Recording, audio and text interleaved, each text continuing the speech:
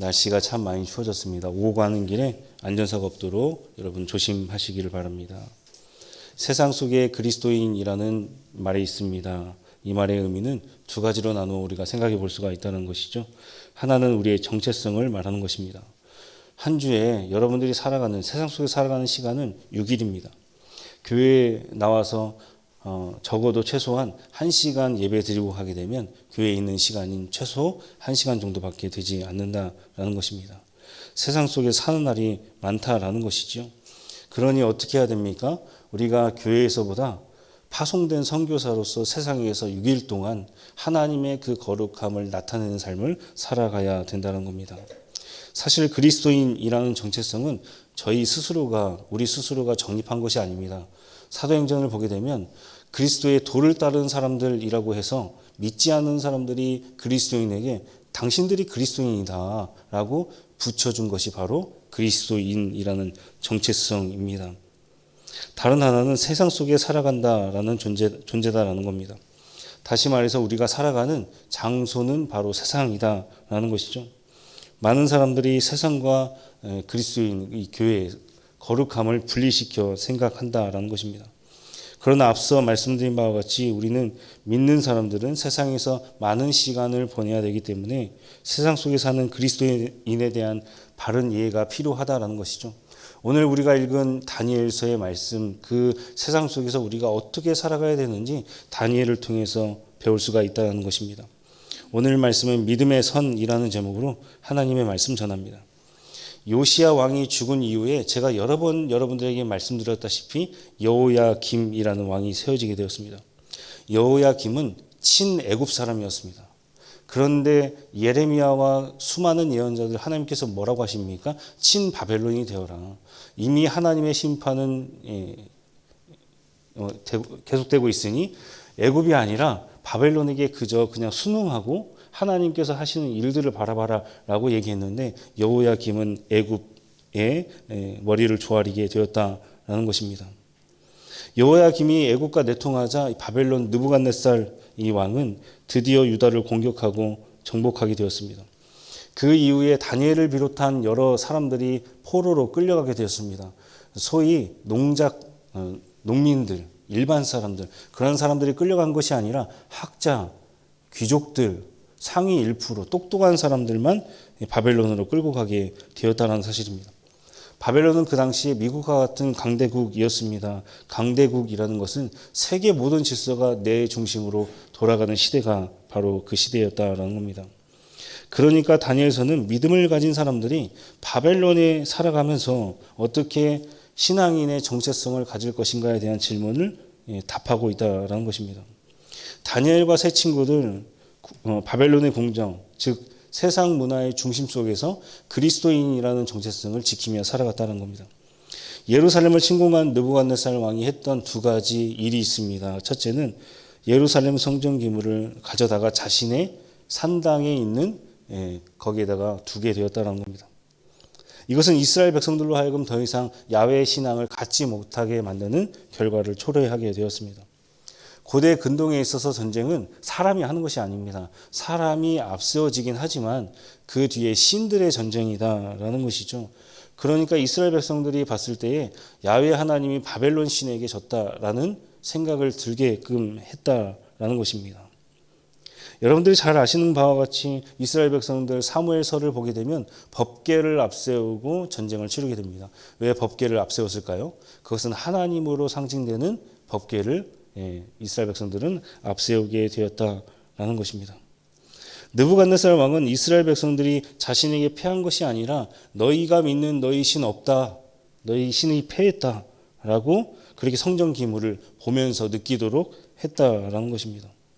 둘째는 느부갓네살 왕은 이스라엘 백성들의 2세들을 자신들의 문화로 교육시켰다는 것입니다. 여기에는 정치적인 이유가 있습니다.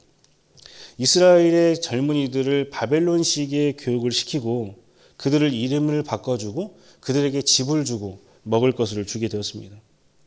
새 환경, 교육, 삶의 터전을 제공함으로써 그들이 가지고 있는 민족의 정기 또 뿐만 아니라 그들이 가지고 있던 야훼 신앙을 향한 그 믿음, 그것들을 모두 말살시키려는 정책이었다는 것입니다. 제가 독일에 있을 때 한국인 2세 의사 부부와 식사를 같이 한 적이 있습니다. 제가 그 부부에게 두 가지 질문을 드렸습니다. 한국에서는 의사가 되면 돈을 참 많이 버는데 왜 독일에서는 돈도 많이 못 벌고 왜 의사가 되셨습니까? 라고 질문했습니다. 보통 일반적으로 학부 4년인데요. 독일 의사들은 한 7년에서 10년 정도 공부합니다. 절대로 졸업하지 못합니다. 그만큼 더 공부를 해야 됩니다. 그리고 나중에 봐도 한국 의사와 비교해 보면 돈을 못 법니다. 그래서 제가 그 질문을 드렸습니다. 그랬더니 남을 도와주려고요 라고 대답합니다. 두 번째 질문은 무엇이었냐면 세금을 굉장히 많이 내야 됩니다. 한국인들보다 훨씬 더 한 10% 정도 더 낼까요? 그래서 세금을 많이 내는데 어떤 생각을 가지고 계십니까? 라고 물었더니 어려서부터 그렇게 살아와서 그냥 뭐 그렇게 살아갑니다. 라고 대답하는 것입니다.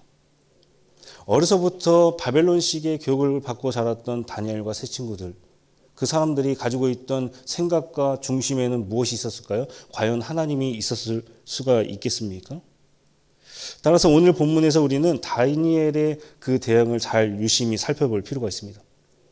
다니엘은 바벨론의 문화가 자신의 믿음의 정체성을 훼손하자 믿음의 선을, 뜻을 정하게 되었다는 것입니다. 그것은 왕이 제공하는 음식을 거부하는 것이었습니다. 오늘 우리가 읽은 말씀에 보면 다니엘은 왕이 주는 음식을 거부함으로써 자신들의 뜻을 더럽히지 않았다라는 말씀이 기록되어 있습니다. 다니엘은 그들이 주는 음식을 그렇게 거부함으로써 비록 우리들이 바벨론식의 교육을 받고는 있지만 하나님을 믿는 그 믿음의 정체성은 버리지 않겠노라라고 다짐했다라는 것입니다. 우리도 때때로 세상 속에 살아가면서 타협하지 말아야 될 것들에 대해서 믿음의 선을 분명히 그어야 할 때가 있다는 것입니다.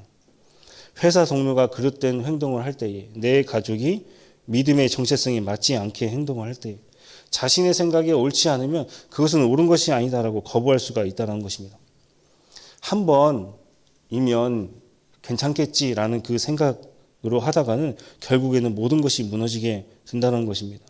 대표적으로 시편 1편 1절의 말씀이 있습니다. 처음에는 악인들의 꾀를 따라갑니다.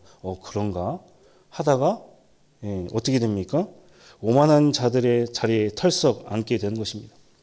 죄라는 것은 한번 그 틈을 주게 되면 자그마한 구멍으로 뚝이 무너지듯이 댐도 마찬가지입니다. 모든 것이 무너지게 된다는 것입니다.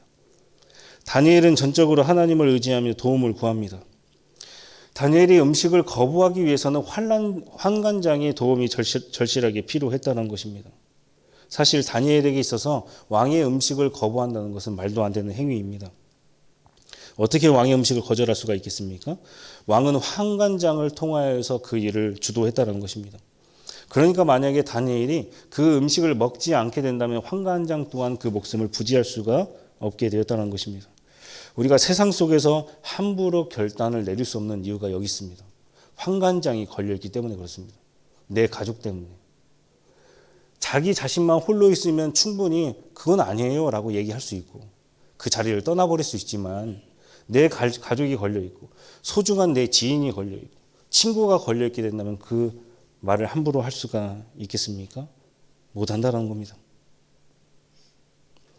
우리가 주목해야 할 것은 다니엘이 무턱대고 아니요 라고 했던 것이 아니라 구체적인 대안을 가지고 아니다라고 말했다라는 사실입니다. 열흘 동안 자신들이 채식을 먹어서 얼굴이 좋아지면 좋아지는 대로 또 만약에 얼굴이 나빠지면 내가 뜻을 굽히겠다라고 이야기했다라는 사실입니다. 여기에 다니엘의 지혜가 있습니다.